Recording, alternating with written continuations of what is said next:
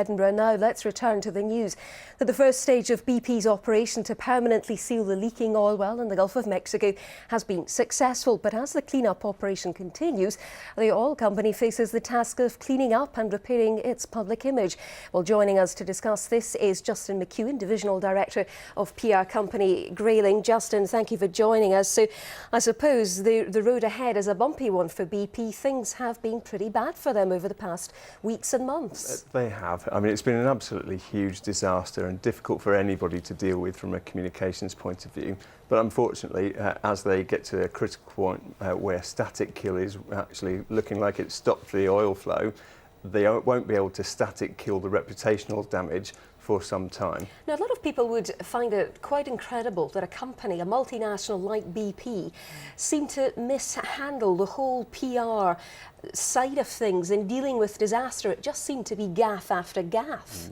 Well, there have been obviously very well reported mistakes that have been made, but it was a tremendously difficult situation. I challenge any chief executive, however proficient they are at communications, to have come out of this situation looking really good. It's important, though, that they take control of their situation, that they stick to the facts. There were times where it was more emotional than factual, and it's important now that they just stick to doing the right thing and delivering on their promises to put things right. And it feels as though that process has already started. They've already dumped Tony Hayward, the much maligned so-called public enemy #1, and they've replaced him with an American. That's going to make a difference, isn't it? It will symbolically. It is something that they've done before when they've had disasters or crises, that there's been a symbolic change at the top, and then it's followed by smaller, more subtle changes. And those will certainly come to pass in the next year, 18 months, 2 years. BP will start to look different and sound a little bit different than it does today. So when you say look and sound different, do you mean it'll change the logo, perhaps take its name off certain petrol stations, that kind of thing? Or? All of those certainly will be up for grabs.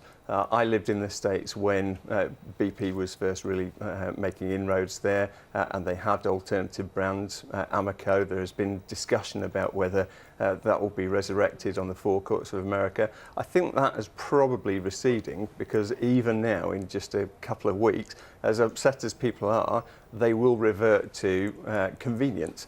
And if there is a BP garage and it's offering a good rate, people will roll in and So from what you're saying, people have quite short memories, and of course there's going to be a lot of money washing around. We think BP have promised to dish out the cash to communities affected by this, so that must make a big difference. I think it's really important that BP continues to remember its made commitments, and if it delivers on those commitments, even though it may take many years and perhaps decades, that's what they'll be remembered for eventually.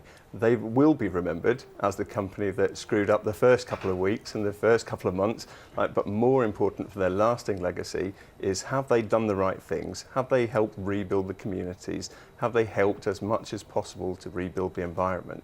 Those are the things that they'll really be remembered for. So it sounds as though a quite different looking BP could emerge from all of this. Yeah, a really important point is that they shouldn't rush into changing something now, because people will, even if it was a scheduled change, people will be cynically thinking it's only being done for image reasons.